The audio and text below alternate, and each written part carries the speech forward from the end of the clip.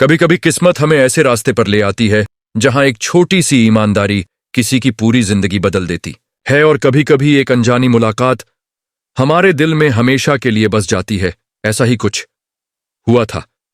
एक साधारण लेकिन बेहद ईमानदार गरीब ऑटो ड्राइवर अर्जुन के साथ एक करोड़पति बाप की बेटी सोने के गहनों से भरा बैग उसके ऑटो में भूल गई थी, और अर्जुन ने बिना किसी लालच के, सिर्फ इंसानियत के नाते वह बैग लौटाने का फैसला किया, बिना यह सोचे कि इसका अंजाम क्या होगा। लेकिन उसे क्या पता था कि उसकी एक ईमानदारी उसे ऐसे मोड़ पर ले आएगी जिसकी कल्पना उसने कभी सपने में भी नहीं की थी। दोस्तों, यह एक सच्ची घटना है जो दिल को अंदर तक झकझोर देती है, क्योंकि इसमें आगे जो होने वाला है वो आज के समाज की कड़वी सच्चाई को सामने लाता है। तो वीडियो को आखिरी तक जरूर देखें, वीडियो को लाइक करें, चैनल को सब्सक्राइब करें और कमेंट में अपना और अपने शहर का नाम जरूर लिखें। दोस्तों, कोलकाता के हलचल भरे रास्तों पर अर्जुन रोज की तरह अपनी पुरानी खटारा सी ऑटो लेकर निकल पड़ा था। उसकी आंखों में ढेर सारे सपने थे, लेकिन जेब में मुश्किल से कुछ चंद सिक्के। पिता के गुजर जाने के बाद मां की दवाइयां, बहन की पढ़ाई और घर का किराया, यह सब अर्जुन के नाजुक कंधों पर आ पड़ा था। लेकिन अर्जुन उन लाखों गरीब लड़कों जैसा नहीं था जो हालात से हार मान लेते हैं। उसकी रगों में मेहनत और ईमानदारी का खून दौड़ता था, जो उसके पिता की आखिरी दी हुई अमानत थी। दोपहर की तपती धूप में अर्जुन अपने ऑटो को लिए सवारियों की तलाश कर रहा था कि तभी एक साधारण सी दिखने वाली लेकिन बेहद प्यारी लड़की ने उसे हाथ दिखाकर रोका। उसके हाथ में एक बड़ी सी थैली थी जो शायद उसके लिए किसी अनमोल खजाने से कम नहीं थी। अर्जुन ने मुस्कुराते हुए ऑटो रोका और पूछा, कहां चलना है मैडम? लड़की ने धीमे से कहा, बस पास के लोकल मार्केट तक। अर्जुन ने बिना कुछ सोचे ऑटो बढ़ा दी, लेकिन चलते चलते बार बार उसकी नजर उस लड़की के मासूम चेहरे पर जाती रही। ना जाने क्यों उस चेहरे में कुछ ऐसा था जो दिल को अजीब सा सुकून दे रहा था। अर्जुन सोचता रहा, कितनी सीधी सादी है यह, और कितनी सुंदर भी, जैसे किसी दर्द के पर्दे में मुस्कुराना सीख लिया हो। थोड़ी देर बाद मार्केट आ गया। लड़की ने अपने छोटे से पर्स से कुछ सिक्के निकाले, अर्जुन को दिए और भीड़ में कहीं गुम हो गई। अर्जुन उसे जाते हुए देर तक देखता रहा, लेकिन फिर सिर झटक कर अगली सवारी की तलाश में ऑटो आगे बढ़ा दी। महिला कॉलेज के बाहर कुछ लड़कियां खड़ी थीं। उन्होंने ऑटो रुकवाया और अपने हॉस्टल तक चलने को कहा। अर्जुन ने हामी भरी, और जैसे ही वह लड़कियां ऑटो में बैठी, उनमें से एक लड़की ने आगे सीट के नीचे पड़ी एक थैली की ओर इशारा करते हुए कहा, भैया, यह थैली आपकी है क्या? कहीं गिर ना जाए। अर्जुन ने चौंक कर पीछे देखा। वही बड़ी सी थैली, वो थैली जिसे उस प्यारी लड़की ने साथ रखा था और भूल गई थी। अर्जुन ने थैली को अपने पास संभाल लिया और लड़कियों को हॉस्टल छोड़ आया। अब उसकी बेचैनी बढ़ने लगी थी। जैसे ही ऑटो खाली हुआ, अर्जुन ने एक कोने में ऑटो खड़ा किया और कांपते हाथों से उस थैली को खोला। थैली के अंदर जो कुछ था उसे देखकर अर्जुन की सांसें थम गई। चमचमाते सोने के गहनों का ढेर और बेहद खूबसूरत महंगे कपड़े, उसकी आंखें फटी रह गईं। ये सब तो उसकी सोच से भी कहीं ज्यादा कीमती था। ऐसा खजाना जिसे बेचकर वो अपनी बहन की फीस भी भर सकता था, मां का इलाज भी करा सकता था और शायद अपना एक छोटा सा घर भी बना सकता था। लेकिन फिर पिता की कही एक पुरानी बात उसके दिल में गूंज उठी, बेटा, ईमानदारी से बड़ा कोई धन नहीं होता। जो तेरा नहीं है उस पर तेरा हक भी नहीं है। अर्जुन ने थैली को अपने सीने से चिपका लिया, आंखें बंद कर लीं और खुद से एक वादा किया, मैं इस अमानत को वापस करूंगा, चाहे जितनी भी मुश्किलें क्यों ना आए, मैं उसे ढूंढूंगा। उस लड़की को जिसकी आंखों में एक अनजाना दर्द था और जिसकी अमानत अब मेरी जिम्मेदारी बन गई है। उसने तुरंत अपना ऑटो मोड़ा और उसी लोकल मार्केट की ओर भागा जहां से उस लड़की ने उतरकर भीड़ में गुम हो गई थी। मार्केट में हर तरफ चहल पहल थी, चाट की खुशबू, दुकानदारों की आवाजें, खरीदारी में उलझी भीड़।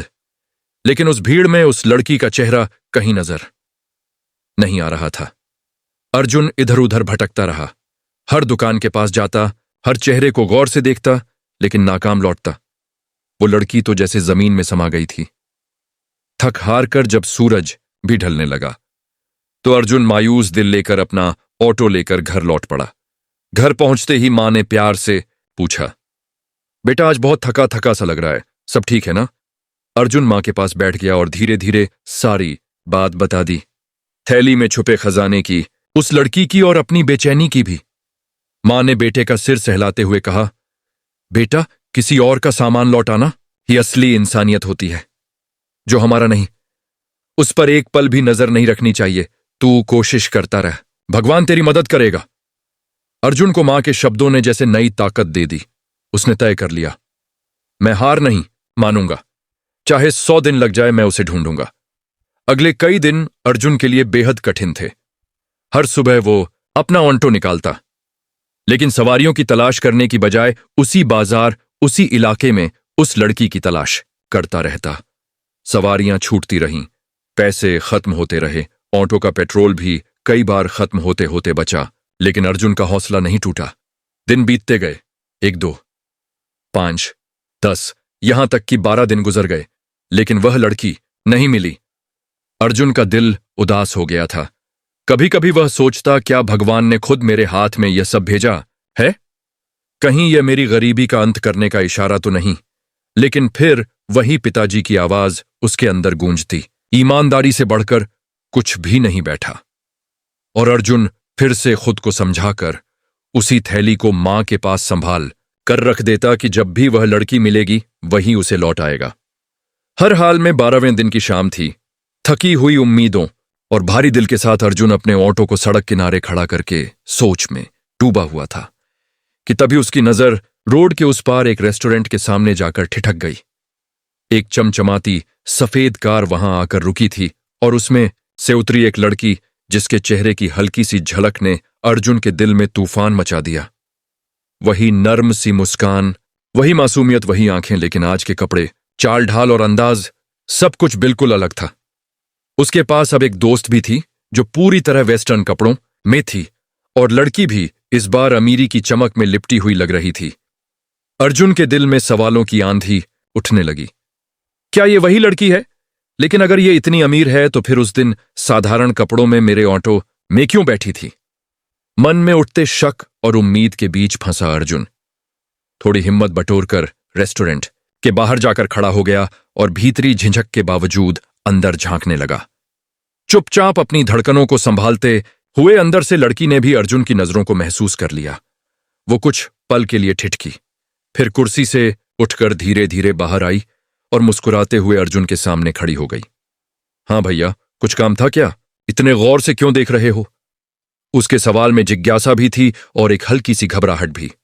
अर्जुन ने गहरी सांस ली और दिल की सारी धड़कनों को काबू में करते हुए धीरे से बोला, मैडम, शायद आप ही वो लड़की है जो कुछ दिन पहले मेरे ऑटो में बैठी थी, और शायद आपकी एक थैली मेरे ऑटो में छूट गई थी।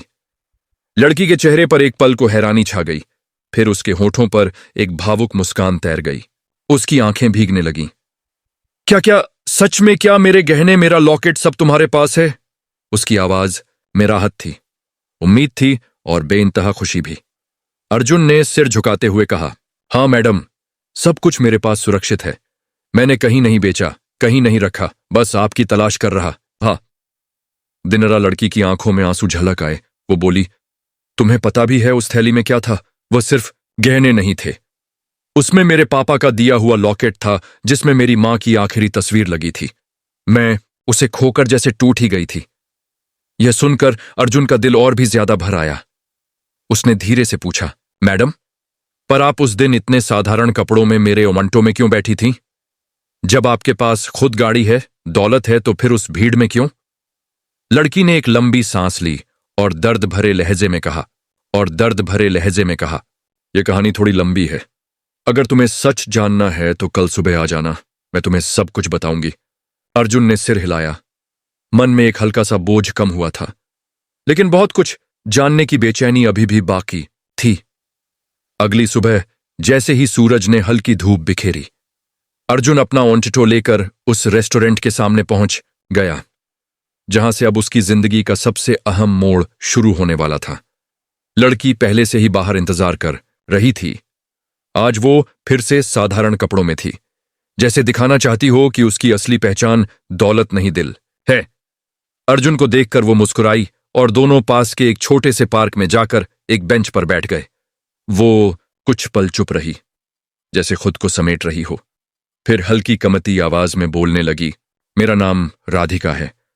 मैं शहर के सबसे बड़े कारोबारी अमरनाथ शुक्ला की इकलौती बेटी हूं। मेरे पापा के पास सब कुछ है, दौलत, शोहरत, ऐशो आराम, लेकिन एक चीज की हमेशा कमी रही, इंसानियत की। राधिका की आंखें भीगने लगीं, लेकिन उसने अपनी बात जारी रखी। पापा का मानना है कि गरीब लोग सिर्फ झूठे होते हैं, बेईमान होते हैं। उनकी नजर में गरीबी एक अपराध है, लेकिन मैंने हमेशा अलग महसूस किया। मुझे गरीबों की सादगी से, उनके संघर्ष से, उनके सच्चे जज्बातों से प्यार है। मैं देखना चाहती थी कि असल जिंदगी कैसी होती है, बिना पैसे के, बिना नकाब के। वो अर्जुन की आंखों में झांकते हुए बोली, इसलिए मैं अक्सर अपनी एक दोस्त के साथ साधारण कपड़े पहनकर लोकल बाजारों में जाती थी, लोगों के बीच घुलती थी। उसी दिन गलती से तुम्हारे ऑन्टो में बैठी थी।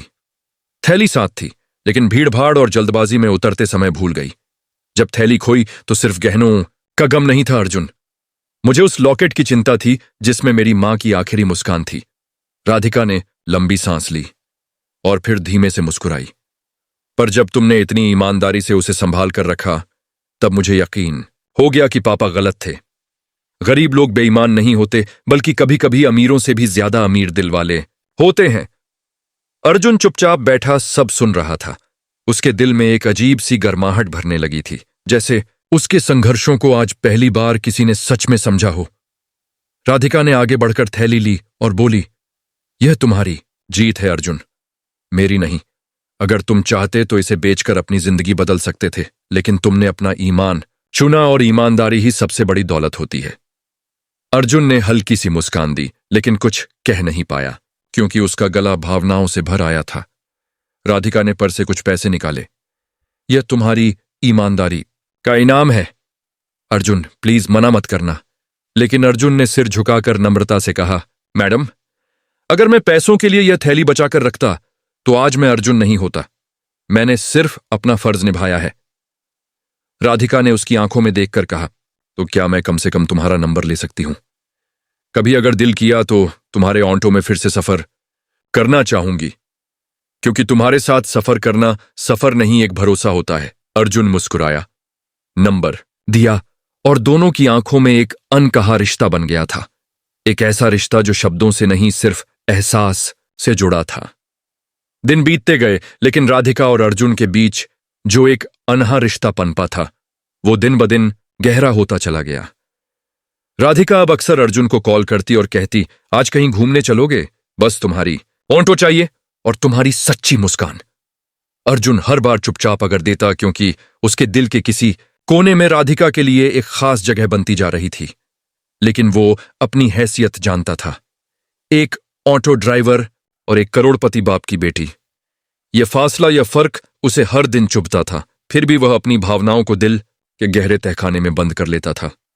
राधिका, जो अब अर्जुन के संघर्ष को, उसकी मां की बीमारी को, बहन की पढ़ाई की मुश्किलों को करीब से देख चुकी थी, उसके दिल में अर्जुन के लिए सिर्फ सम्मान ही नहीं, एक गहरा प्रेम भी जन्म ले चुका था। वो जानती थी, सच्चा प्यार हैसियत नहीं देखता, दिल की दौलत देखता है।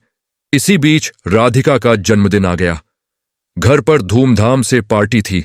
उसके पिता अमरनाथ शुक्ला खुद विदेश से लौटे थे, सिर्फ अपनी लाडली बेटी का दिन खास बनाने के लिए। महंगे तोहफे, आलीशान सजावट, बड़ी बड़ी हस्तियां, सब कुछ था उस घर में। लेकिन राधिका के चेहरे पर जो मुस्कान होनी चाहिए थी, वह कहीं गायब थी।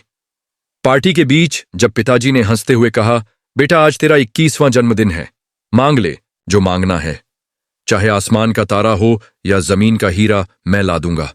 तो राधिका ने धीमी लेकिन दृढ़ आवाज में कहा, पिताजी, मैं अर्जुन से शादी करना चाहती हूं। और अर्जुन के बारे में पूरी बात बता दी। एक पल को तो जैसे पूरे हॉल में सन्नाटा छा गया।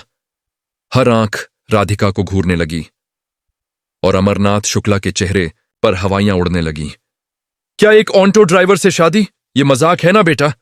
उन्होंने गुस्से से कहा। लेकिन राधिका ने सिर झुका लिया और नम आंखों से सिर्फ एक शब्द कहा, नहीं पापा, ये मेरा सपना है। पिता का अहंकार तिलमिला उठा था। उन्हें अपनी इज्जत, अपनी दौलत, अपनी हैसियत खतरे में लग रही थी। उन्होंने गुस्से में दरवाजा बंद कर लिया और राधिका को कमरे में भेज दिया। राधिका सारी रात अपने आंसुओं में भीगती रही, लेकिन सुबह जब दरवाजा खुला तो सामने पिताजी और मां खड़े थे, आंखों में एक अलग सा पछतावा और दिल में एक बदला हुआ नजरिया लिए।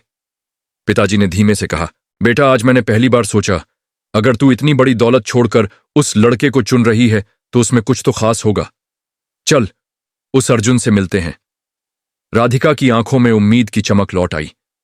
फिर पिताजी खुद अर्जुन से मिले। उसके सरल स्वभाव, उसकी ईमानदारी, उसकी मेहनत से इतने प्रभावित हुए कि उन्होंने अर्जुन को एक प्रतिष्ठित कंपनी में नौकरी दिलाने की पेशकश कर दी, जहां अर्जुन की कमाई भी अच्छी थी और इज्जत भी। धीरे धीरे अर्जुन ने अपनी मेहनत से खुद को साबित किया। अब वह सिर्फ एक ऑटो ड्राइवर नहीं था, बल्कि एक सच्चा स्वाभिमानी इंसान था, जिसे अब कोई नजरें झुकाकर नहीं, सिर उठाकर देखता था। कुछ महीनों बाद सादगी भरे लेकिन दिल से जुड़े समारोह में राधिका और अर्जुन ने 7 फेरे लिए। 2 अलग अलग दुनियाओं के लोग, लेकिन एक जैसे दिल वाले। राधिका ने अर्जुन के साथ उसका छोटा सा किराए का घर भी अपना लिया, उसी घर में जहां प्यार था, सम्मान था और ईमानदारी का अनमोल खजाना था। आज भी जब अर्जुन अपनी मां और बहन के साथ बैठकर चाय की चुस्की लेता है तो उसके चेहरे पर संतोष की मुस्कान होती है, क्योंकि उसे पता है उसने अपना रास्ता कभी गलत नहीं चुना और इसी वजह से उसे जिंदगी ने वो दिया जो दौलत से कहीं बढ़कर था, इज्जत, प्यार और सुकून। दोस्तों, इस कहानी से हमें यही सीख मिलती है, ईमानदारी भले ही मुश्किल रास्ता हो, लेकिन इसका फल हमेशा मीठा होता है। अब आप बताइए, अगर आपके सामने भी एक दिन ऐसी परीक्षा आ जाए जहां आपके ईमान और लालच के बीच जंग हो, तो आप क्या चुनेंगे, ईमानदारी या अपना फायदा? अपना जवाब कमेंट में जरूर बताइए, क्योंकि आपके जवाब ही बताएंगे कि आपके दिल में असली दौलत क्या है। और अगर यह कहानी आपके मन को छू गई हो तो वीडियो को लाइक करें और हमारे चैनल सच्ची कहानियां बाय आरके को जरूर सब्सक्राइब करें, क्योंकि हम लाते रहेंगे आपके लिए ऐसी ही कहानियां जो सिर्फ सुनाई नहीं जाती बल्कि महसूस की जाती है। जय हिंद, जय हिंद, जय